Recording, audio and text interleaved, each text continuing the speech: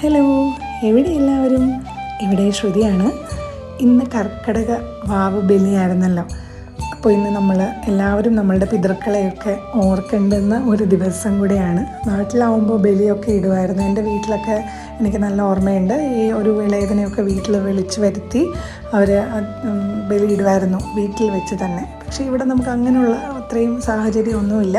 ഇന്നൊരു വർക്കിംഗ് ഡേയും കൂടിയാണ്. അപ്പോൾ ഞാൻ എന്നാൽ കഴിയുന്നത് പോലെ എല്ലാ വർഷവും ഇതുപോലെ ഒരു പടച്ചോറ് പോലെ കുറച്ച് അരി എടുത്തുണ്ടാക്കി വിളക്കൊക്കെ കത്തിച്ച് ഒന്ന് പ്രാർത്ഥിക്കാറുണ്ട്.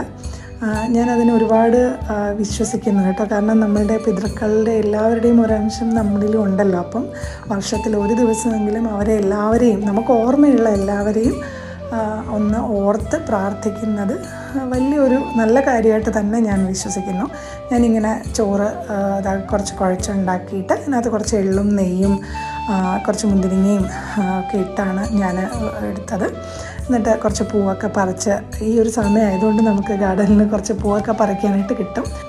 ഞാൻ പറഞ്ഞില്ലേ, ഞാനിതിനെ അങ്ങ് ഭയങ്കര ട്രഡീഷണലായ രീതിയിൽ ആണോ ചെയ്യുന്നതെന്ന് ചോദിച്ചാൽ അതൊന്നും എനിക്കറിയത്തില്ല. പക്ഷേ എന്നെ സംബന്ധിച്ചിടത്തോളം ഈ ഒരു ദിവസം അവരെ ഓർക്കാനും അവർക്ക് എന്തെങ്കിലും ഒരു നേദ്യം അവർക്കെന്ന് പറഞ്ഞുണ്ടാക്കുക, അതിലാണ് ഞാൻ പ്രാധാന്യം കൊടുക്കുന്നത്.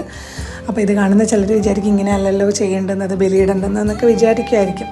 പക്ഷേ ഇതാണ് ഞാൻ ചെയ്തത്. ഇങ്ങനെയാണ് എല്ലാ വർഷവും ചെയ്യാറുള്ളത്. ആ കുഞ്ഞ് വലിയ ഉരുളിയിലിരിക്കുന്നത് ഞാൻ എല്ലാവരെയും മനസ്സിൽ വിചാരിച്ചാണ് അത് ചെയ്ത് അങ്ങനെ വെച്ചത്. ഉണ്ട പിടിച്ച് വെച്ചിരിക്കണം കണ്ടോ.